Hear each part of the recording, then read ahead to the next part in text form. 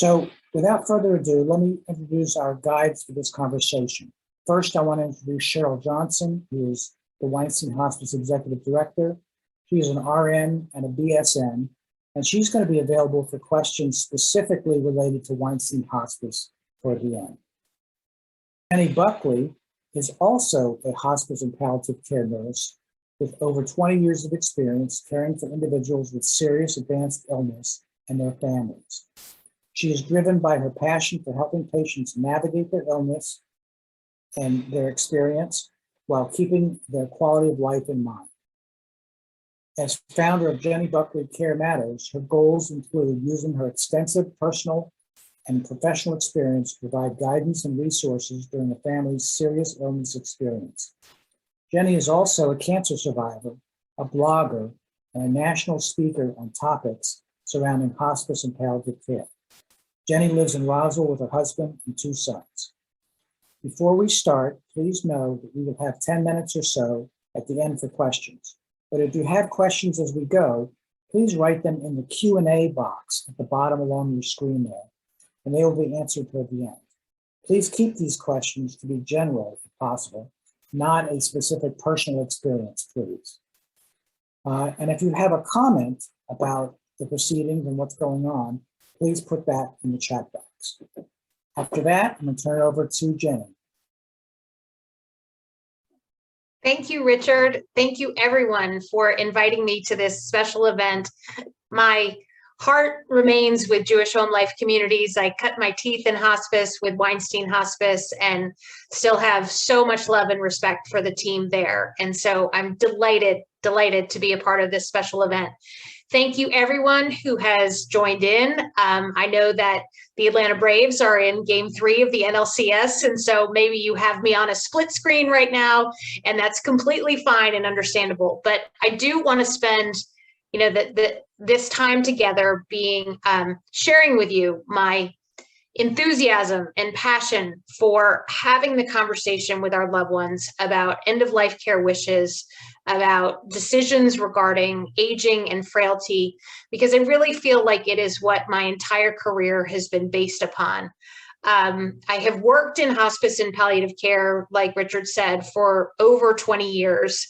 I must have started when I was 12, but I had the unique opportunity in my roles at Weinstein Hospice to be the person who was sort of the first responder when someone called with a hospice referral, whether it was a family member, whether it was an actual patient, whether it was a hospital discharge planner or a physician. My role was to go and sit down with the family and talk about their goals, their concerns, their wishes, and find a solution for their current situation. Most often that was hospice care, and I was so pleased to represent the Weinstein team because they came behind me and provided outstanding care, and I'll be excited for you to have a chance to talk to Cheryl about that. But there was a very significant difference in some of the conversations that I had, and it inspired me to go on and kind of start the business that I have right now because of the importance of the conversation. So many of the conversations I had 2 distinct differences. Some conversations occurred either in a family's living room or around their kitchen table, and those conversations were calm and thoughtful and purposeful. And then some of the conversations that I had occurred in either ICU or ER waiting rooms or hallways, and those conversations were hurried and chaotic and desperate and sad. And so I really became very aware of how important it is to have these conversations with our loved ones early and often. And that's why I'm just so thrilled to be a part of this event tonight and talk to you a little bit about those conversations and why they're so important. I want to share a story from a recent experience I had with a client that I worked with over the last 9 months. And I think that'll sort of provide a framework for how we're going to lay out the importance of this. In, I guess, February of this year, I was contacted by several people who were familiar with a family that the wife, who was 79 years old, was dealing with a stage 4 gastric cancer diagnosis. That's a devastating diagnosis. It's very rare and unfortunately has an extremely grim prognosis. But this was an otherwise healthy woman. She had extreme vitality and was very beloved by her husband and her 3 daughters. Early on in our relationship, she was hospitalized for an infection. She had become septic due to a drain that became infected, and she was hospitalized in the beginning of March for approximately 5 days. And during that time, she called me approximately 4 times a day, every day, and just begged to get out of the hospital. Whatever it took, she wanted to get out of the hospital. So we got her home on a Friday afternoon. We dealt with some IV antibiotics at home. But as I came to care for her, she was extremely clear. And when I say extremely clear, I mean almost like grabbing me by the shirt saying, I never, ever, ever want to go back to the hospital again. No matter what happens, I know this disease is fatal, and I never want to go back to the hospital again. And I told her that I understood, and I asked her if we could discuss that with her family. She, again, was very clear and said, you may share it with my daughters. They already know. You may not discuss it with my husband. He would be terribly discouraged. And so I had no choice but to honor her wishes. So in the subsequent months, she had some very good time. She responded to treatment well. She got stronger. She was able to travel. But at the end of July, she began to experience a lot of weakness, fatigue, weight loss, and shortness of breath. I came to her home on a Saturday, and she was feeling proud that she was eating better and getting around, but she was still very frustrated with her general state of condition. I asked her if she had talked to her husband about what might happen if she wasn't a candidate for further treatment. She again reinforced that she was not ready to have that conversation with him, but she was certain that she did not want anything, any treatment, any intervention that would require her to go back to the hospital. I was called back to her home the next day when she was short of breath. She was otherwise feeling well, but with minimal exertion, she was very winded. I told her that it would be irresponsible if I didn't report that to her physician. And she told me, quote, fine, call whoever you want. I'm not going anywhere. I'm not leaving my house. I called her oncologist PA. She and I conferred. We agreed that perhaps she was dehydrated, and I administered IV fluids. The PA did say, I would like to have her evaluated for a pulmonary embolism, to which Carol said over the phone, I don't care. I'm not going. I left her that day feeling well. The IV fluids finished. She was disconnected. She called me at about 8 o'clock that night, said she was sitting up in bed, she'd had dinner, and she was watching the Olympics, and she was ready to go to bed.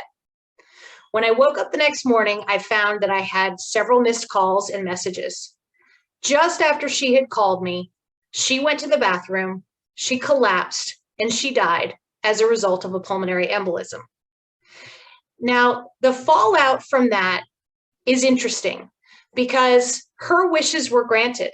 She did not want to go back to the hospital. She understood the risk of her decisions, and her daughters understood that she died per her request and as she lived.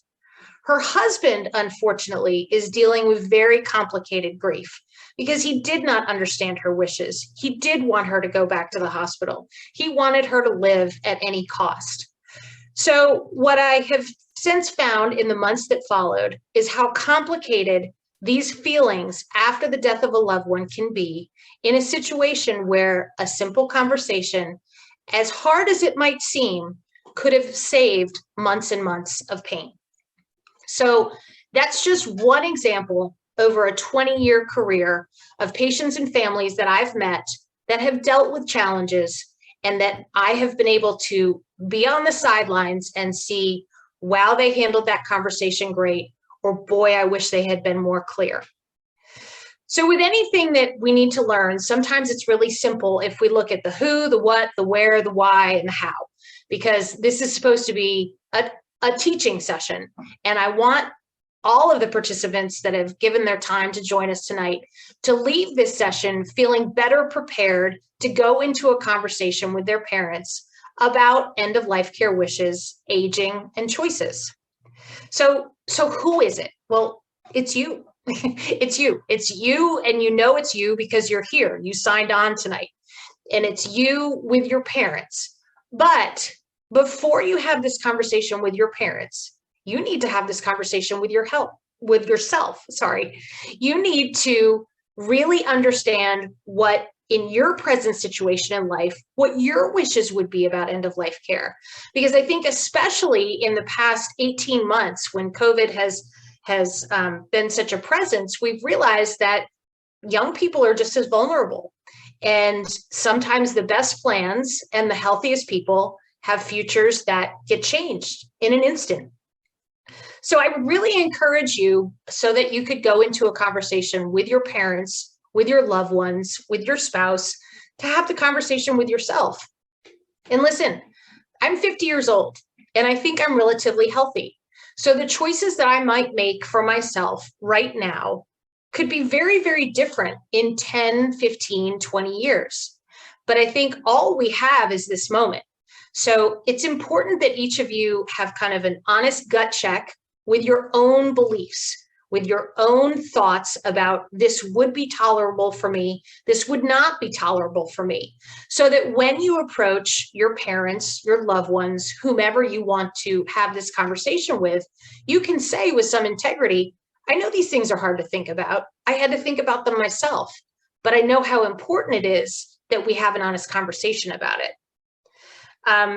People to include, I think these conversations are really important to have with all of the players.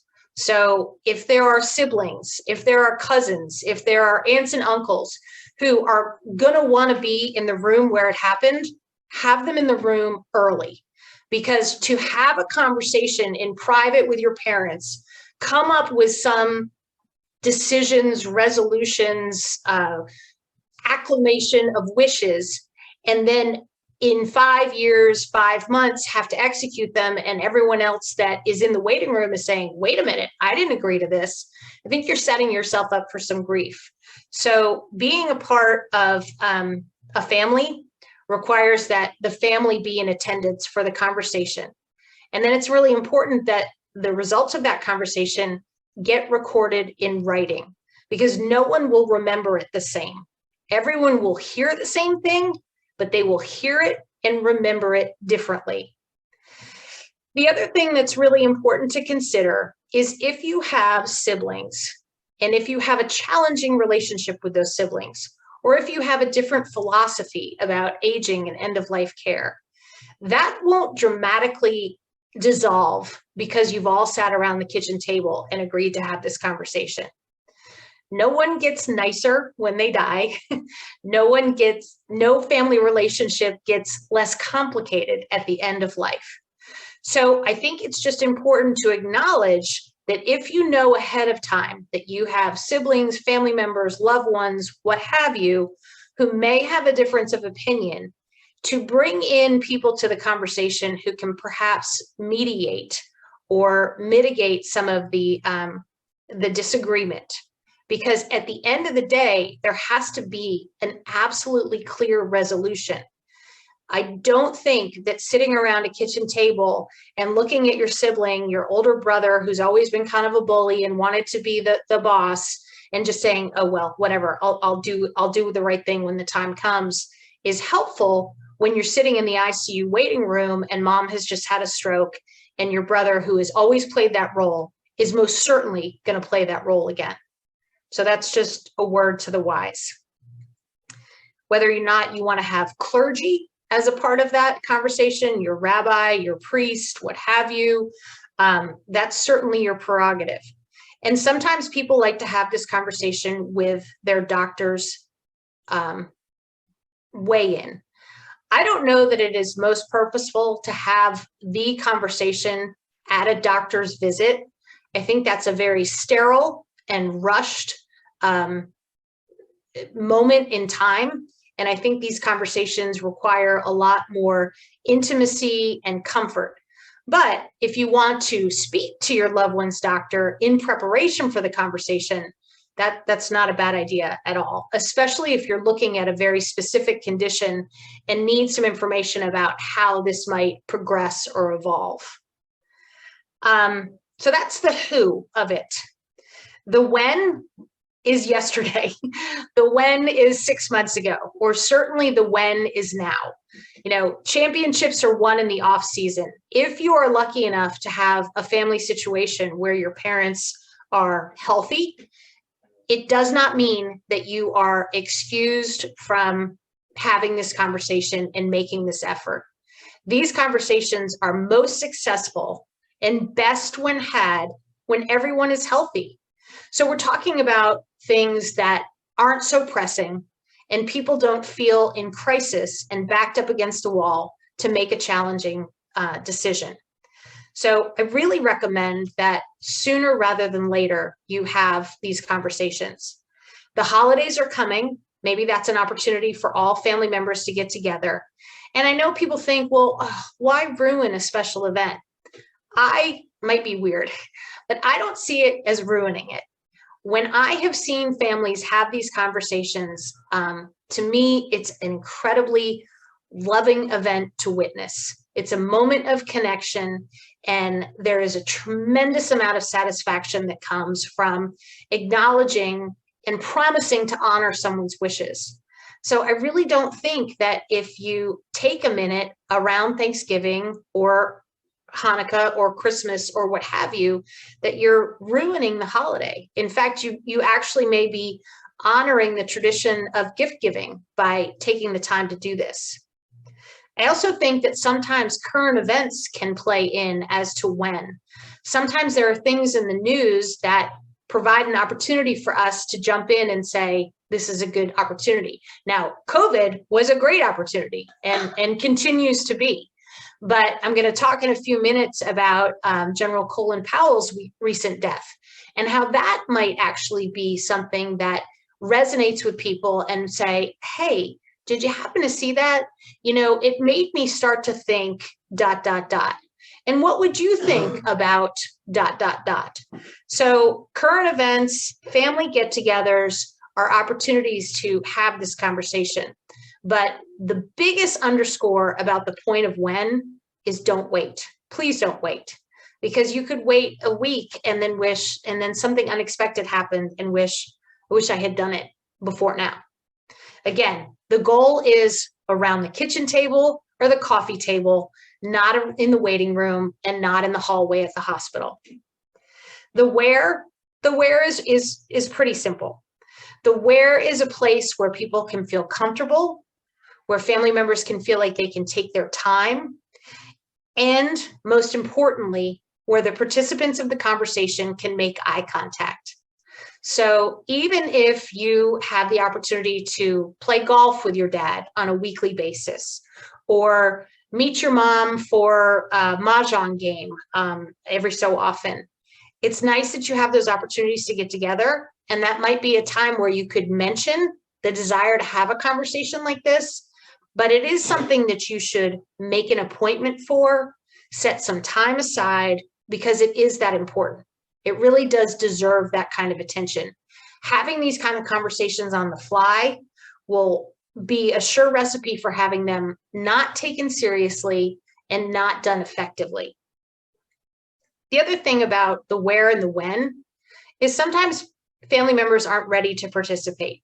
This isn't something they've ever contemplated, especially our parents' generation. It is very taboo to talk about death, to talk about end of life. It seems like if we speak of it, we'll speak it into being. So even if you make an appointment to have a conversation like this, the first approach may be one that they are not prepared to answer your questions. So I think it's really okay if you create a time to sit together and talk about some of the things that we're going to talk about in a minute. And if your family members genuinely can't answer that question, say, that's okay. But I'm going to come back and ask you these questions again in 2 weeks, 3 weeks, a month, because I want very much to have the answers to these questions. So you may need some time to think about it, but I'm not going to stop asking until I get the answers. So those are important things to consider. So the what are we really talking about? Living wills used to be something that got batted about, and it was sort of a pull the plug or not. And I think a lot of people in our parents' generation still tend to think that, so is this what it's about? If I'm a vegetable, are you going to pull the plug? And they use old term language like that. We see things on TV that influence our views about how people with advanced illness are treated. And I think it's really important to dispel some of those broad strokes and some of those old notions and get much more specific. And I know it's really uncomfortable.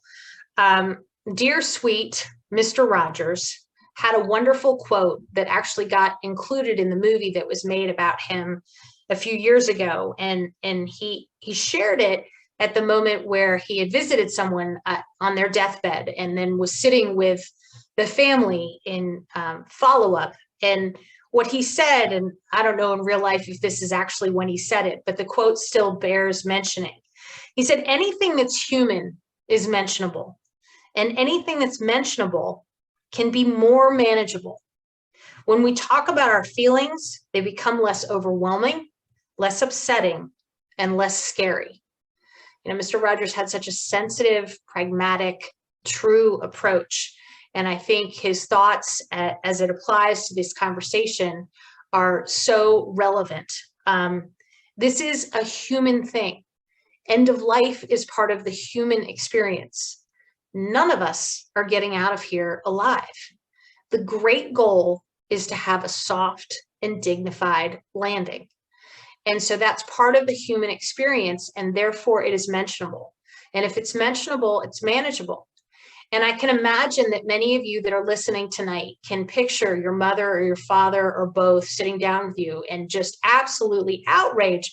Why would you bring this up? Oh, what do you think? Just because I, had my physical last week and I turned 72 that I'm dying, and I can't believe you would bring this up, and it's outrageous.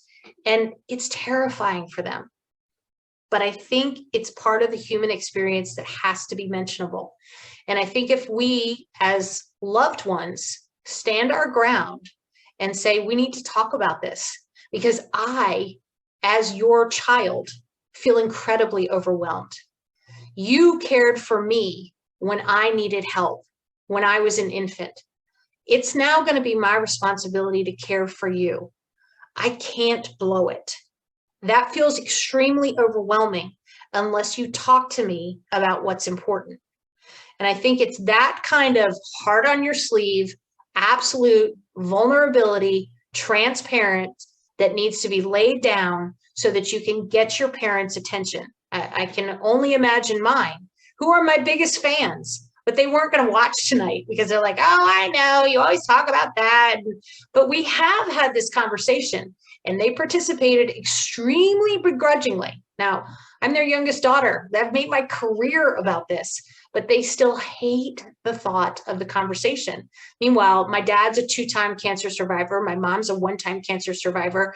They're in their late 70s. I'm not out of line to want to bring this up.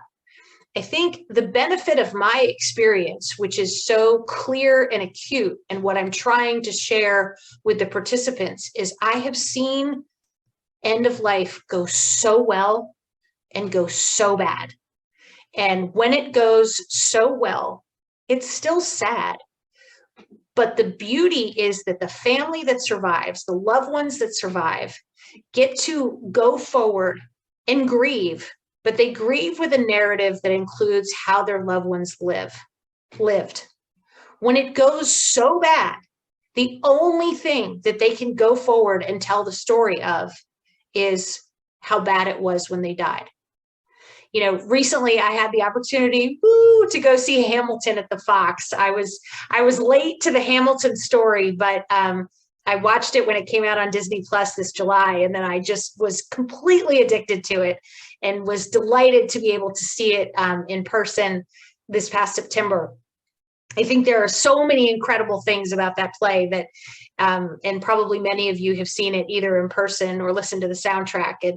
But one of my absolute favorite parts of it is when George Washington tells Alexander Hamilton that he is not going to run for re-election. And the song is, we have to teach him how to say goodbye. And it's about creating a legacy. And I think that song is so powerful because there really is a resonance in, we do, as much as we feel so vulnerable and so mortal and so out of control when it comes to the end of our life, we do have the ability to build a story, build a legacy. And in George Washington's case, he felt very, very important that the nation would go on if he taught the people that you can say goodbye and it will live on. And if that was true of our country, it certainly is true within our own families.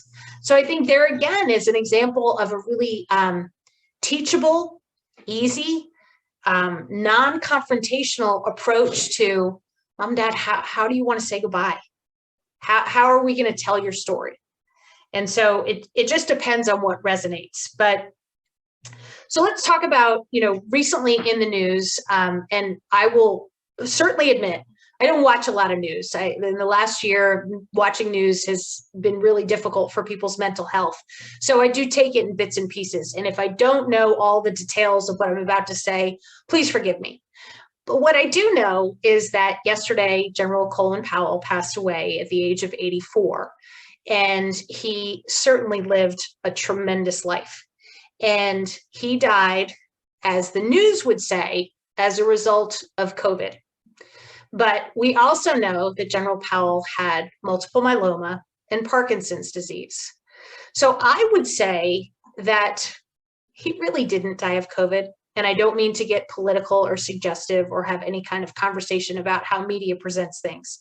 But the truth is that what I have seen in working in hospice and palliative care for as long as I have is everybody ultimately dies of something.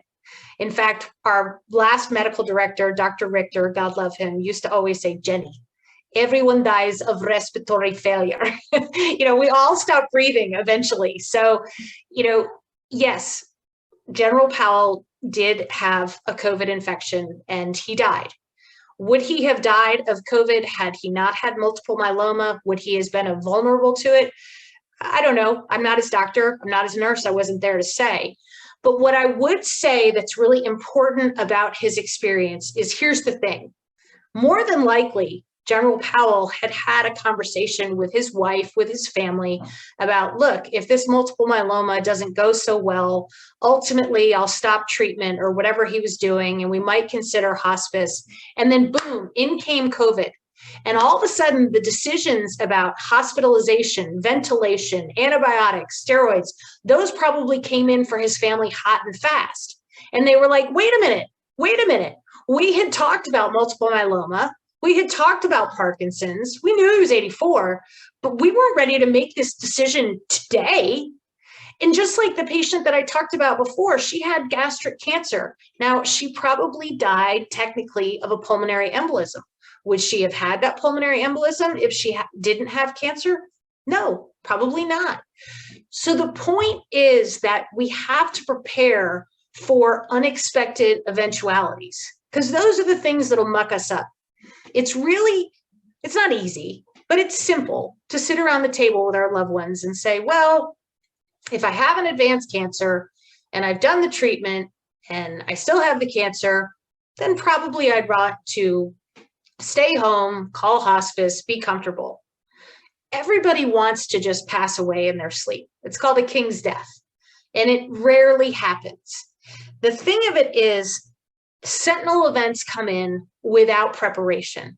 The person who has been battling a disease, who has been living with a chronic condition, all of a sudden falls. All of a sudden, an infection takes hold. There are different issues of function that start to become more problematic. So when we talk about the what, we've talked about the who, the when, the where. The what is, what would you want to treat? What would be important enough to send you back to the hospital? Is there any condition for which you would agree to be put on a ventilator? Is there any situation for which you would agree to have a feeding tube? Because the problem with all of these advanced interventions that medicine can provide is we know how to start them. It's not as easy to stop them. So when you have a loved one who's dealing with an illness that is likely to have a terminal outcome, we have to take the time to say, what would it take to say enough is enough? I just got a call today from a dear friend, a former neighbor, whose husband has a glioblastoma. He's 52 years old. He's a tremendous man. And actually his 2 children have cystic fibrosis. So it's just an absolute gut punch when he was diagnosed with the glio. The thing about this family is they have worked so hard to battle against cystic fibrosis that they have truly taken on this never say die mentality. And when the man was diagnosed with the brain tumor, they absolutely put out to all of their friends, families, on all the socials, we are not quitting. Never quit, never say die. And how could I challenge them? I mean, he was a young man, he's a successful man. The problem is where that's led them to now. After 3 brain surgeries and 4 years of chemotherapy, this individual at 52 years old is completely paralyzed on his left side. He's incontinent, he's nonverbal, and today he started projectile vomiting. He's fallen more times than they can even count. And this is where the never say die got them. Now, maybe at the end of the day, their story will be, we never said die. I hope for them that is what gives them peace of mind. What makes me sad, based on what I've seen with other people with glioblastoma, is there was an opportunity to call it and say, I don't want you to have to be the person that's completely paralyzed, nonverbal, incontinent, and vomiting. That maybe after the second surgery, maybe first round of chemotherapy, whatever it is, and no one wants to call it. Listen, I am not here to tell you that these conversations or these decisions are easy. All I can tell you is what I've seen in my professional experience, and the consequences can be dire. That's my point. And that's probably the unique perspective that I have. And that's why I really want people to take this very, very seriously. You know, we think about, I just, oh, poor me. Last week, 2 weeks ago, I had to put our dog to sleep. She was beautiful, Great Pyrenees. We rescued 8 years ago. We don't know really how old she was, but she started to limp. She had a noticeable growth on her front paw. It turned out it was an osteosarcoma. It was terrible to have to say goodbye to her. It was heartbreaking. She was a wonderful dog. She was a huge part of our family. But the thing that we were all able, my husband and my 2 sons, to wrap our mind around was when she could no longer function in the way that was purposeful for her, it was time to call it. We weren't ready. We weren't sure if she was ready, but the marker wasn't continuing to go in and scan her and look at the size of the tumor. It was, we can't let that tumor get so big, their leg's going to snap. So we had to look at her function. Can she go out and go down the deck stairs to go to the bathroom? Can she go upstairs and be in her bed? And the thing that struck me is, with this dog and the dog we had when we were first married, the veterinarian never questioned that it was time. It was absolutely with full encouragement and love. The most loving thing you can do is to stop her from suffering and call it. It's harder for you than it is for them. Sometimes our human doctors aren't as willing to say that. But veterinarians say it with so much love. It wasn't that our vet didn't feel like, the dog wasn't worth it or it was just a dog. It was, this is the loving choice. There's no way out of this. There's only deeper into suffering. And I think that's the important thing to contemplate when we have these conversations. And if your family members want to discount it and say, well, you'll just decide, or I want to do everything, or, well, you'll know when to pull the plug.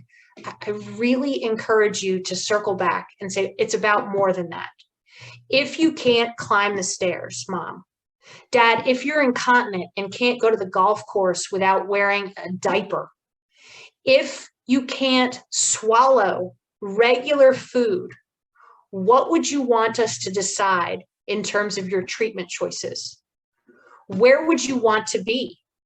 If you can't be at home and I can't quit my job to take care of you, what are the things that you would consider to be acceptable? And if we had to move you to a different place, would you want us to continue the quantity of your life?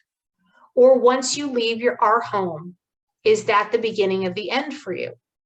I don't pretend to know those answers. I just know how incredibly important those questions are. So back to the who, the what, the where, the when, the why. The why. Everything that's hard for us requires finding your why. Whether you want to lose weight, quit smoking, go back to school, whatever challenge requires, what is my why? Why am I doing this? Why am I taking on this conversation with my family that might upset them, where they might feel that I'm suggesting something? Why? Why? Because it's going to be your mess to clean up. You are the one. You're here. You signed on to this presentation tonight because I know you must have a loved one that you are thinking, oh boy, we have some choices in our future. And I don't want this to be all on my shoulders. I don't want to lose my parent and grieve and spend the rest of my life wondering, what have I done? What have I done? What did I do? What didn't I do?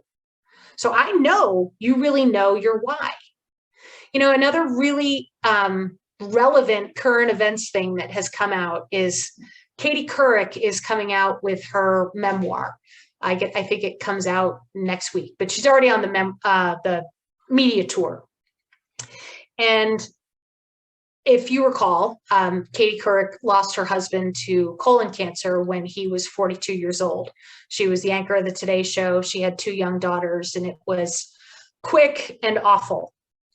One of the things that Katie has written about in her memoir, which I think is so incredibly telling, is she actually said, and I'm going to quote, "I was so worried about letting go of hope because I didn't want Jay, who was her husband, to spend whatever time he had left just waiting to die. I think it takes extraordinary courage to be able to face death. And I think I was too scared, honestly."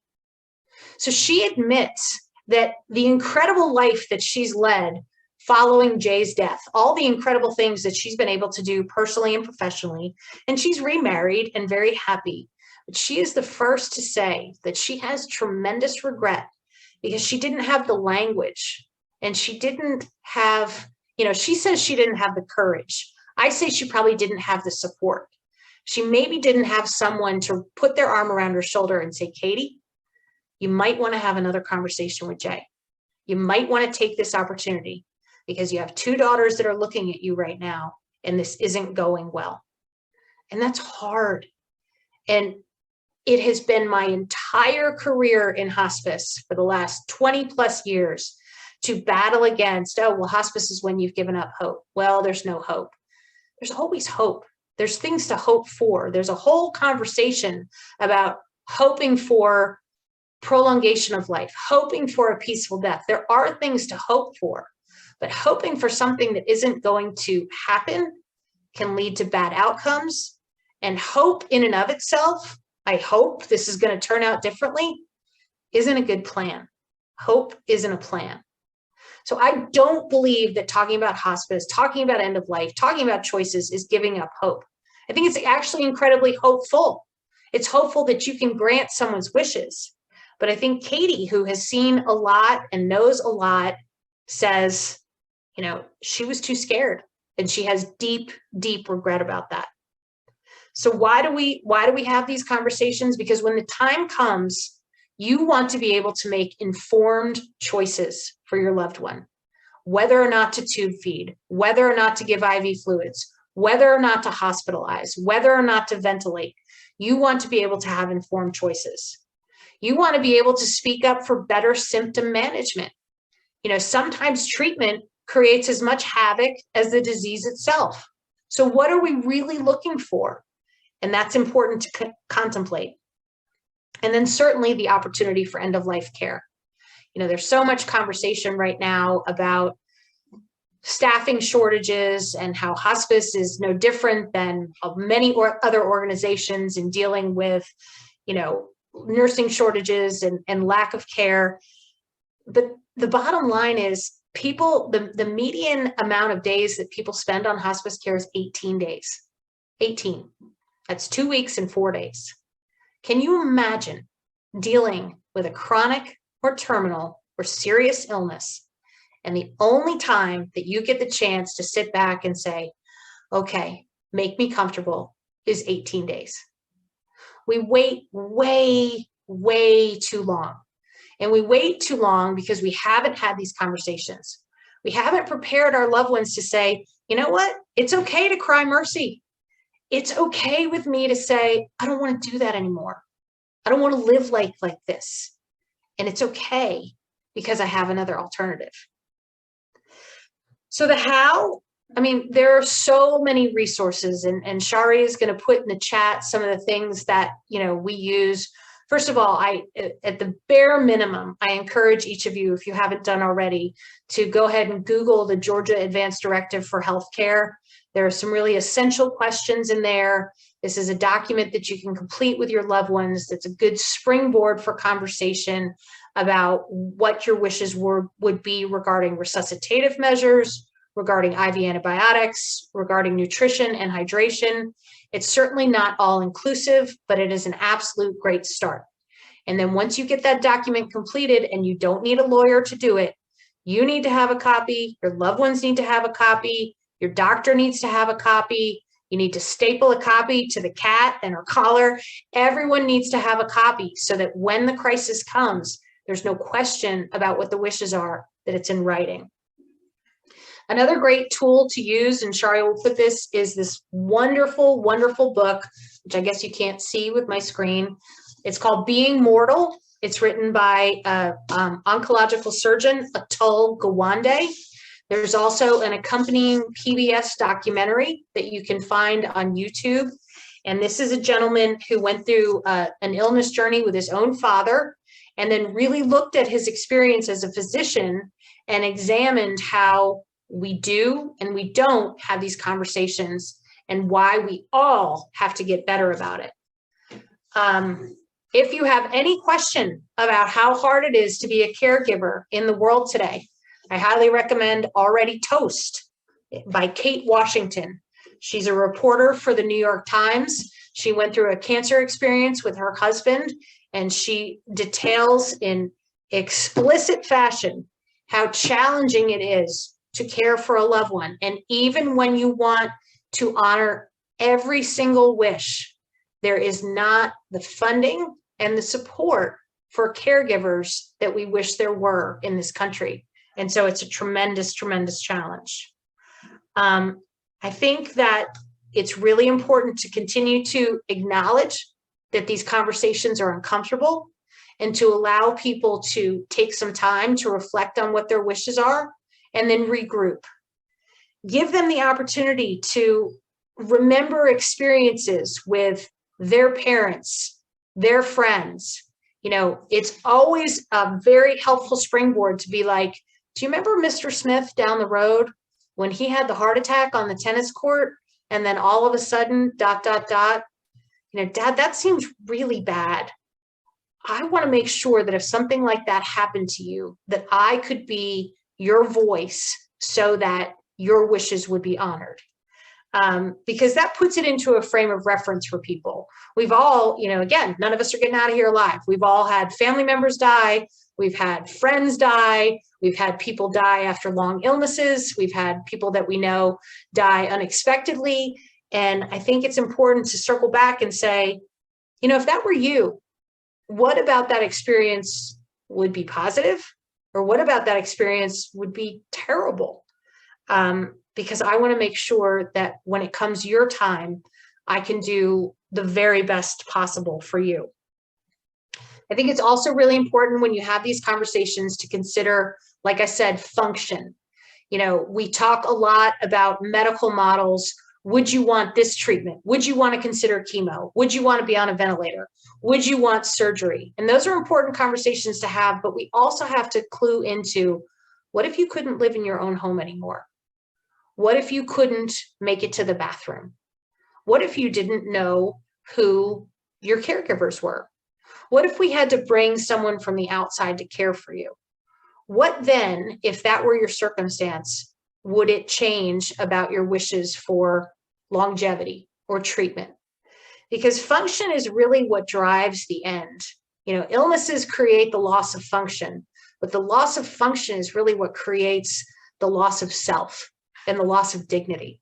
So I think when we talk in words about what if you couldn't do this, or what if you were no longer able to do that, it makes it a lot more real than, well, why are you asking about what if I had cancer? I don't have cancer. I don't know even what that means, but I know what it means to walk up the stairs. I know what it means to drive to Publix all by myself and know what I need.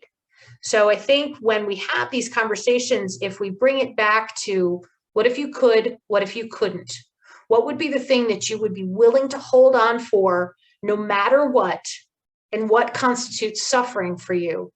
Then you're able to have sort of a more purposeful conversation. So I'm really conscious of the time.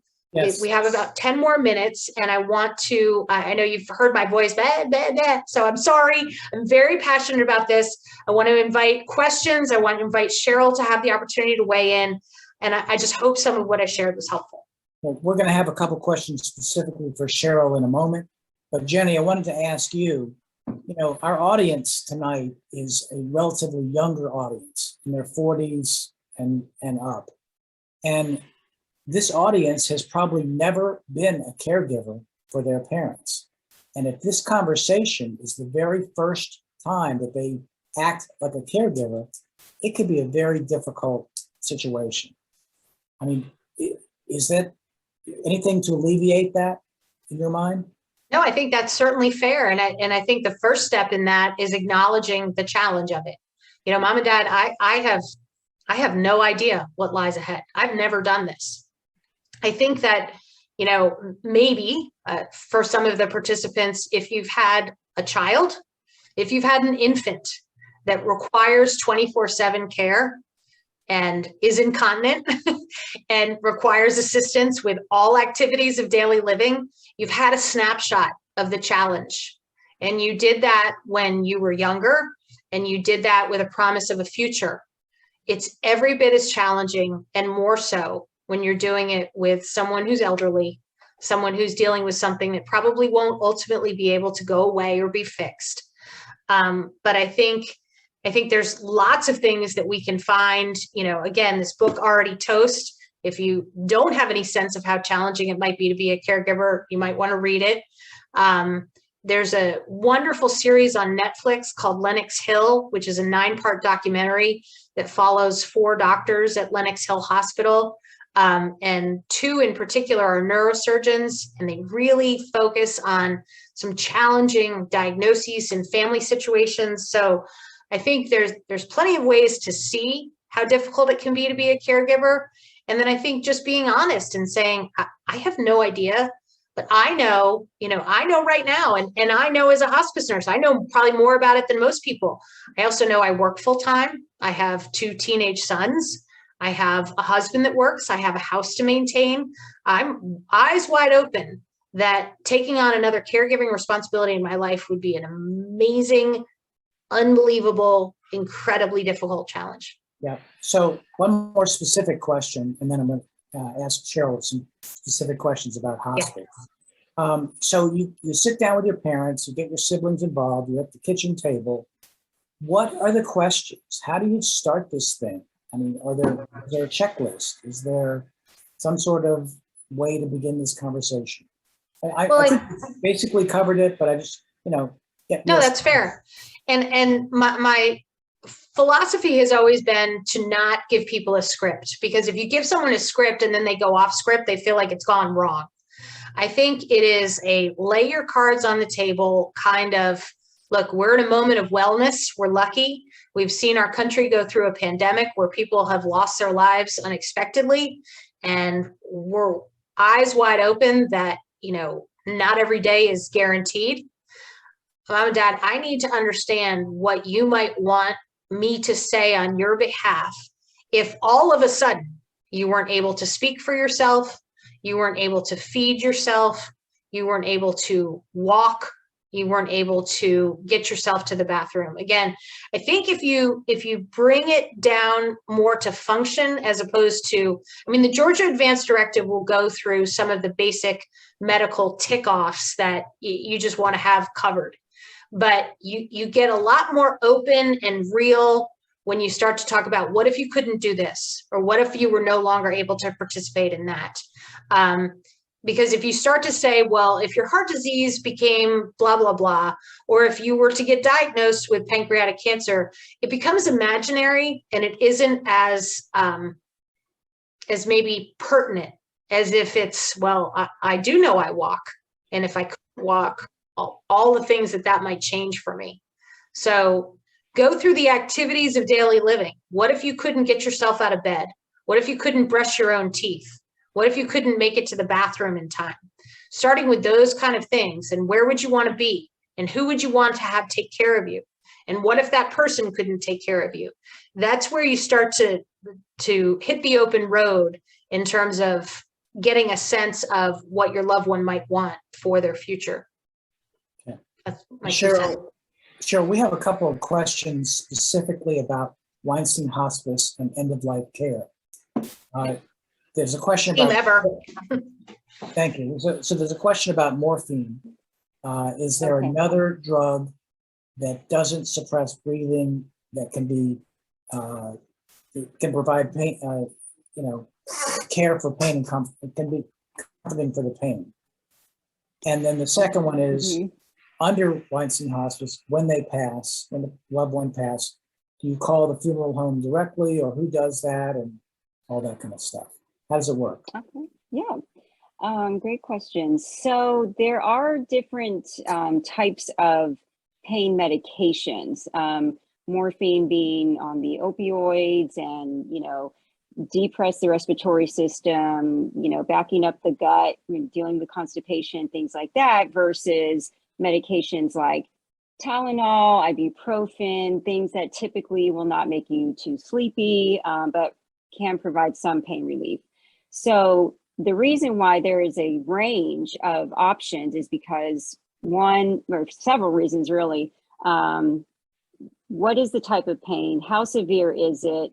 What's the person's, tolerance to various medications, and what are the goals? And those goals will change as the disease progresses. And that's important to keep in mind because there is, a lot of concern or fear surrounding medications like morphine and Dilaudid and fentanyl. They kind of get a bad rap because people don't use them correctly. But when they are used correctly, they're very effective. And there is a balance at different points along the way of the person's progression on, how alert can they be? How much pain can they tolerate?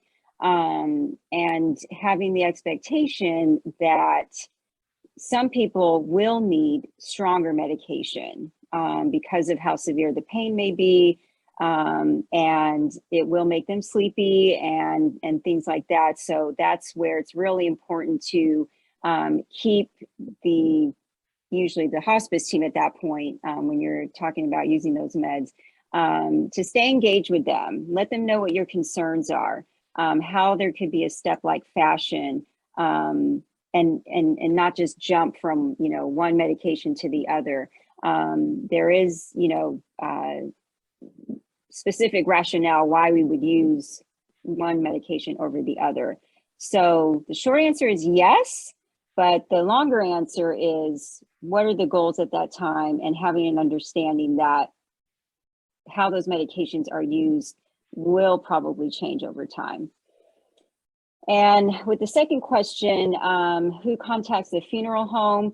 We offer, particularly Weinstein Hospice, will offer to contact the funeral home once the family is ready. Sometimes people are ready right away. Sometimes they need a little bit of time before the funeral home comes out. So there is some flexibility. We just wouldn't suggest, not too long because, rigor mortis starts setting in. It's just not how you want to, experience your loved one and having them, moved at that point if you wait too long. But we can assist if the families need that. That is not a problem. It's a conversation we have at that point in time because some family members are not even physically able to be to attend the passing. So. Okay. Well, thank you, Cheryl, and thank you, Jenny. You're welcome. I think we answered most of the questions here, but if you in the audience have further questions, you can send an email. We're going to put up a list of emails of where to send questions to. But we really appreciate taking the time tonight, even though I don't have an update on the Braves score, but 5-2 Braves. Thank you. So let's put up that slide about the next programs for everyone to put on their calendar, Shamir. Yeah, so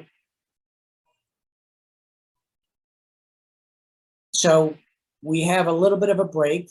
We're going to be not in the rest of baseball season here, but we have hospice versus palliative care and what is right for my loved one in January. So just mark these on your calendar at this point, and it'll be a similar Zoom session. Interfaith views on death, dying, and hospice is going to be very interesting. I don't believe this kind of program has ever been done. So we were very excited about that. And Jenny touched a little bit on the Georgia Directive and some of end-of-life specifics, but we're going to get, in that session, we're going to get really into it to really understand what are the specifics, what are the needs, and what needs to be done. And that's all for me, and back to Cheryl. Well, thank you so much, Jenny. As always, you just really enlighten us and just really bring a personal touch to these difficult subjects. So thank you for lending your expertise and compassion. And thank you to Richard and Shari and Shamir and the team. We have our board chair, Steve Fetter, with us. Thank you so much for your support. And thank you all so much for participating. As Jenny, spoke, it's really, we want to, of course, shine some light on Weinstein, but our passion truly is educating people, as many people as possible, in many ways as possible, because this is our calling.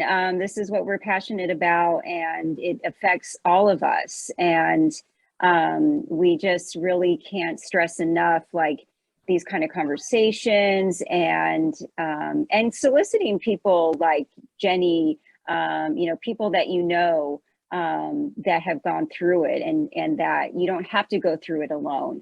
Your situation may be unique, but there are people who can help. And just even, like Jenny said, verbalizing it, put it out there. What are your concerns?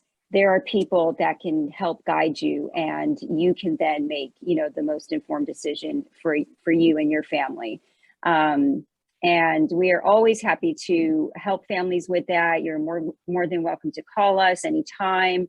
We're here to help. And, whether people come on service with us or not is not necessarily the goal. It's about helping people, because this is a very delicate time in life. So thank you for your support. Thank you for taking time out of your evening to join us. And we look forward to our next few sessions. They're going to be really, really, really great. So thank you so much. Awesome. Thank you. Thanks, everybody.